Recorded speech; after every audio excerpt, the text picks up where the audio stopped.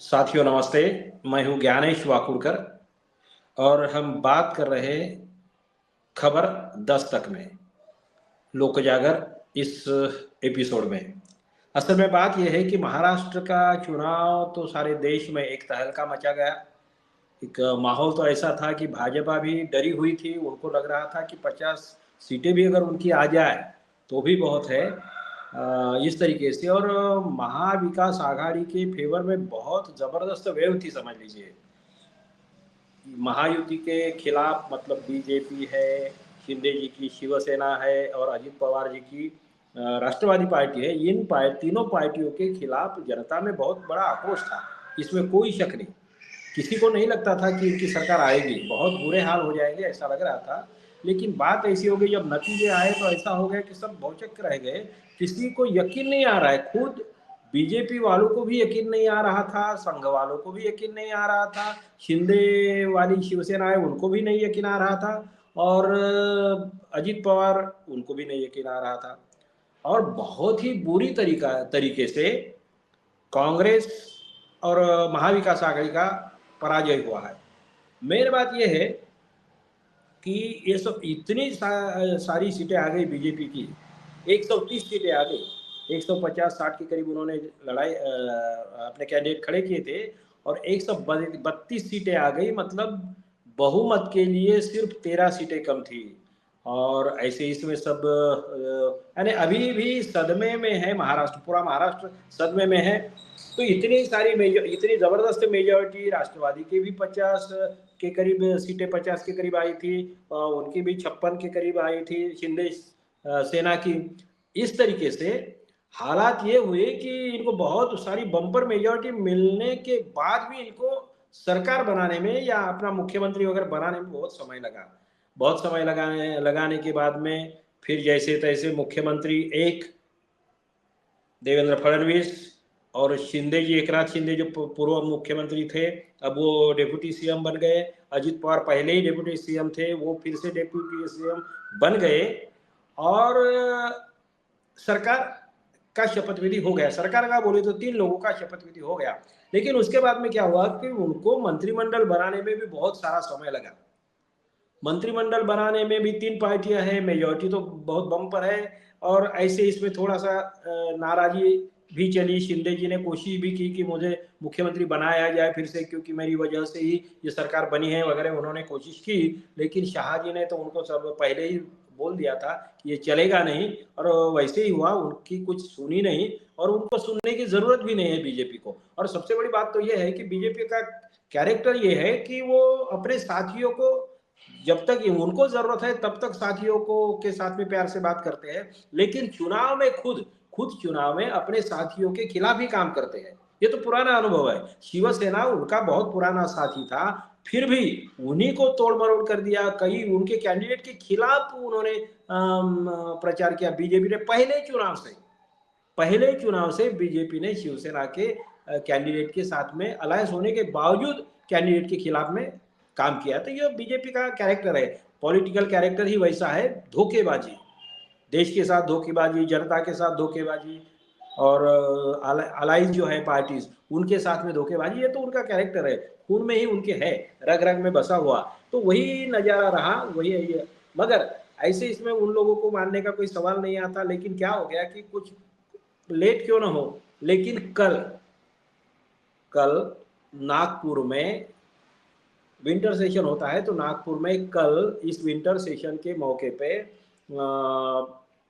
भाजपा ने और ये दोनों पार्टियां मतलब महायुति के सरकार का शपथ विधि हो गया, विस्तार हो गया। मतलब 39 मंत्री नए लिए गए, 3 पहले से थे। मतलब 42 मिनिस्टर्स अब ये महायुति के कैबिनेट में है। देवेंद्र फडणवीस इस गवर्नमेंट के मुखिया है। लेकिन सबसे बड़ी इंटरेस्टिंग बात ये, नाराजी तो बहुत है। छगन भुजबल ओबीसी नेता थे, ओबीसी लोगों ने इनको बहुत, बीजेपी को बहुत मदद की है। ओबीसी ने उनके फेवर में मतदान करने की, भारी पैमाने पे उनके फेवर में मतदान करने की वजह से ही उनकी सरकार आ गई। उनकी इतनी बम्पर जीत जो हुई, और उसमें तो इसका खेला तो है, चुनाव आयोग का खेला है, मशीनों का खेला है, उसमें वोट इधर के उधर किए गए, इसमें कोई शक नहीं है। कई जगह पे तो ज्यादा वोट है, जितने जितना वोटिंग हुआ उससे ज्यादा वोट है, करीब करीब क्या लाखों वोट। तो 3 महीने लोकसभा में जितने वोट थे उससे लोकसभा के बाद में 3-4 महीने में विधानसभा में 4 महीने में 40-45 लाख वोट ज्यादा बढ़ गए। तो ये भी किया, कई वोट उन्होंने कैंसिल किए, जैसे कि रद्द कर दिए, हटा दिए, मतलब लिस्ट, वोटिंग लिस्ट है, वोटर लिस्ट है ना, वहां से हटा दिए मुस्लिम दलित, जो उनको मालूम है कि ये वोट अपने को मिलने वाले नहीं, तो उनको हटा दिया गया। ये भी सच्चाई है। मेन बात ये है कि ये जो सरकार बनी है, इसमें इंटरेस्टिंग बात यह है कि अब देखिए क्या होता है कि चुरा कर लाई हुई मुर्गियां, एक तो एक दो मुर्गियां है तो सबसे पहले काटी जाती है, इसमें कोई शक नहीं है। मगर वो अगर उनको संभाल के रखना है तो फिर वो चुराई हुई मुर्गियों को संभालना बड़ा मुश्किल काम होता है। वैसे ही क्या है कि ये अजीत पवार के साथ में जो आए वो तो उनकी ये नहीं थी, वो शरद पवार के साथ में बेईमानी करके गद्दारी करके उन्होंने जो अपने साथ में लाए भगा के, तो वो चुराई हुई मुर्गियां। और समझ लीजिए शिंदे ने जो है तो वो उद्धव ठाकरे की मुर्गियां, इन सब मुर्गियों को अब फिर से वो जीत गए, बहुत सारे मैक्सिमम लोग जीत गए, लेकिन उनको संभालना कैसे है? क्योंकि वो तो कोई इनके बीजेपी के प्यार में नहीं आए थे, शिंदे जी के प्यार में नहीं आए थे, अजित पवार के प्यार में नहीं आए थे। ये सब लोग एक तो ईडी के डर से आए थे, मोदी और शाह का जो ब्लैकमेलिंग का पॉलिटिक्स है उसमें उसी एजेंसी को चलाने वाले यहाँ पे महाराष्ट्र में हमारे देवेंद्र फडणवीस जी है। तो ये जो ब्लैकमेल करो, फाइल निकालो, ईडी है, सीबीआई है, इनकम टैक्स है, कई कई सारे प्रकरण निकालो, करप्शन से किसी को शिला क्या बोलते, वॉशिंग मशीन वाला तो सब जुमला तो सबको मालूम ही है। कहने का मतलब क्या है कि ये डर के मारे लोग गए थे, मतलब ना उनको अजित पवार से लेना देना है जो उनके साथ में गए हुए, जो शिंदे के साथ में गए, ना उनको शिंदे से कोई प्यार है ना बीजेपी से कोई प्यार है। उनको तो जेल जाने से छुटकारा पाना था, या अपनी जो प्रॉपर्टी सीज हो गई होती, जैसे कि अजीत पवार की बात है, 1800 करोड़ की प्रॉपर्टी सीज हो गई थी, 1800 करोड़, अभी उनको 1200 करोड़ वापस दे दिए। जैसे ही मंत्रिमंडल का शपथ विधि हो गया, मतलब उन्होंने डेप्यूटी सीएम करके शपथ ली, दूसरे ही दिन उनकी प्रॉपर्टी 1200 करोड़ की फ्रीज हो गई, मतलब फ्री हो गई, फ्रीज जो थी तो फ्री हो गई। इसका मतलब यह है कि 33% का कमीशन ले लिया है क्या उन्होंने, या ऐसा लोग बोल रहे हैं। आम चर्चा है कि 1800 करोड़ में 1200 लौटा दिए, 600 करोड़ बीजेपी ने अपने पास में रख दिए, मोदी शाह ने रखे होंगे या किसने भी रखे होंगे, ऐसा लोग बोलते हैं। जैसे कि नोटबंदी के मामले में भी ऐसा ही हुआ था कि नोटबंदी के मामले में 30% 40% तक भी कमीशन लिया गया है, ऐसा बोलते हैं, चर्चा है। और ये अमित शाह के अकाउंट्स, अमित शाह के जो बैंक है गुजरात की, उनमें जो 4-5 दिन में जो पैसा आया, वो तो इस बात का सबूत है, इस बात को ये करता है, प्रूफ है एक तरीके से। और एक एक साल 2-2 साल हिसाब तो क्यों नहीं बंद क्लोज किया? बैंक का हिसाब तो हर दिन क्लोज होता है, कितना भी ट्रांजैक्शन रहे एक दिन में क्लोज होना चाहिए, और सब कंप्यूटराइज है। ऐसा होने के बावजूद भी अगर उन्होंने एक एक साल, 1.5 साल, 2-2 साल अकाउंट क्लोज नहीं किए, इसी का मतलब ये था कि जितने भी नंबर 2 के पैसे थे, काला धन था, वो कमीशन लेके फाइट कर दिया गया।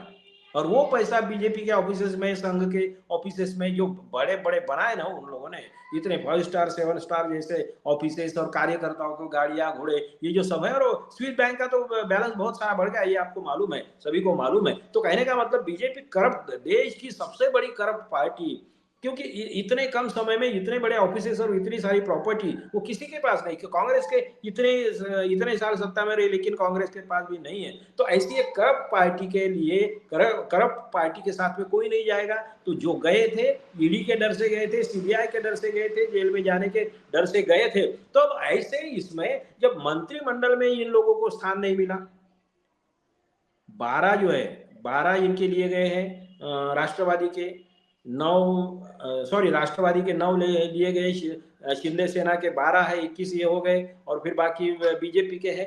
तो अब कहने का मतलब क्या है कि जब इनको, कई लोग तो मंत्री थे, उनको पुराने मंत्रियों को काट दिया गया है, जैसे छगन भुजबल का नाम मैंने बताया, सावंत का नाम बताया, और भी बहुत सारे हैं, तो उनको काट दिया गया, नए लोगों को ले लिया गया, उनका अधिकार भी है, अपन उसमें कुछ बोल नहीं सकते। लेकिन इससे नाराजगी बढ़ गई, और नाराजगी पुराने पुराने मंत्रियों में तो बढ़ ही गई है, मगर जो नए नए भी कोई इच्छुक थे उनमें भी नाराजगी बढ़ गई। तो ऐसे इसमें इनको संभालना मुश्किल हो गया, मुश्किल हो गया। बीजेपी के कई लोगों ने रिजाइन कर दिया अपने पदों से, कई पदाधिकारियों ने अपने सामूहिक रेसिग्नेशन दे दिया, और शिंदे के लोगों ने भी वैसा कई जगह पे किया है। लेकिन ठीक है, मेन बात ऐसी है कि इन लोगों को रोकने के लिए, इन लोगों को जरा संभालने के लिए, ये मुर्गियां भाग ना जाए, इसलिए फिर शिंदे जी ने क्या बोला कि भैया ये 2.5 साल का है, ये जो मंत्री पद है ये 2.5 साल का है, 2.5 साल ये लोग रहेंगे, 2.5 साल के बाद में बदल दिया जाएगा। वैसे ही अजित पवार ने भी खुलेआम बोल दिया कि भाई 2.5 साल की बात है, 2.5 साल के बाद में फिर नए लोगों को मंत्री ले लिया जाएगा। इसका मतलब क्या है कि लोगों को लग रहा है कि भैया यार ये हम तो टेम्पररी लोग हैं, हम परमानेंट है नहीं, कभी भी बदल दिया जा सकता है। और अगर अपना मंत्री पद फिर से कायम रहे, क्योंकि सभी को तो नहीं बदला जाएगा, कुछ लोगों को बदला जाएगा, कुछ लोगों को लिया जाएगा, तो ऐसे इसमें अगर पुराने लोग अगर चाहते हैं कि हमारा मंत्री पद कायम रहे, तो ऐसे इसमें क्या करना होगा, इनका मेरिट क्या है, इनको अपना परफॉर्मेंस दिखाना है। तो परफॉर्मेंस दिखाने वाली जो बात है तो वो क्या है, गाली गलौज करो, नफरत फैलाओ, धर्म के नाम पे दंगे फसाद करवाने की बात करो, कोशिश करो, जैसे बिहार में होता है। बिहार में जो पोलराइजेशन होता है, बिहार में जैसे दंगे होते हैं, तो वही बिहार, महाराष्ट्र का बिहार करने का इन लोगों ने अब बीड़ा उठाया है। इन लोगों को करना पड़ेगा, क्योंकि मेरी तो बाकी कुछ दिखाना ही नहीं ना, पैसा ही जमा करना है ना इन लोगों को।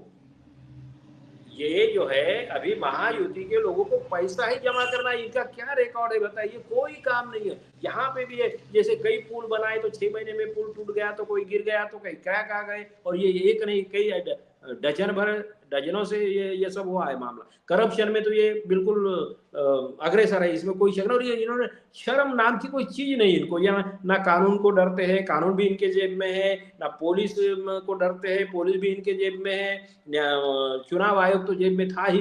तो ऐसे सिचुएशन में इन लोगों का यही एक प्रोग्राम होगा, ये जो जो जिनको मंत्री पद नहीं मिला, मंत्रिमंडल में स्थान नहीं मिला, तो वो क्या करेंगे, स्थान नहीं मिला, वो इन लोगों की बदनामी करेंगे कि इनका जो टेन्योर है, इनका जो समय, ये जो है पीरियड है, या जो जो काम कर रहे हैं, इनका परफॉर्मेंस जो है तो खराब दिखे, उन पे उंगली उठाई जाए।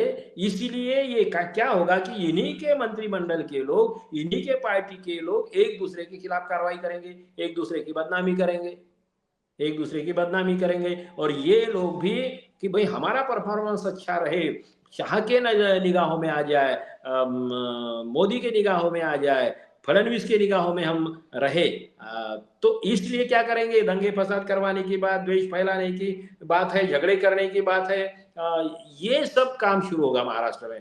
विकास के प्रति किसी का, क्योंकि ग्रामीण स्कूल भी बंद कर रहे हैं ये लोग, स्कूल बंद, बहुत सारी बातें अब फिर विस्तार से करेंगे। ये पहला वीडियो है, और इसीलिए ये जो है खबर दस्तक की जो टीम है, उनके संचालक है, उन सबका मैं शुक्रिया अदा करूंगा। पहला वीडियो है, हम इस वीडियो के माध्यम से आप लोगों से फिर बातें करते रहेंगे, मिलते रहेंगे, और बहुत सारी बातें करते रहेंगे। तो महाराष्ट्र का कल जो शपथ विधि हुआ, कल जो विस्तार हुआ, उसके मामले में मैंने जो कुछ आपसे बातें की है, तो आपने सुना है, सुनते रहिए, खबर दस्तक सुनते रहिए, अपना शेयर करिए, लाइक करिए, सब्सक्राइब करिए, और हम मिलते रहेंगे, इतना ही कहता हूँ। और पहले इस मुलाकात में मेरे ख्याल से यहीं पे रुक जाता हूँ। धन्यवाद। जय हिंद, जय महाराष्ट्र।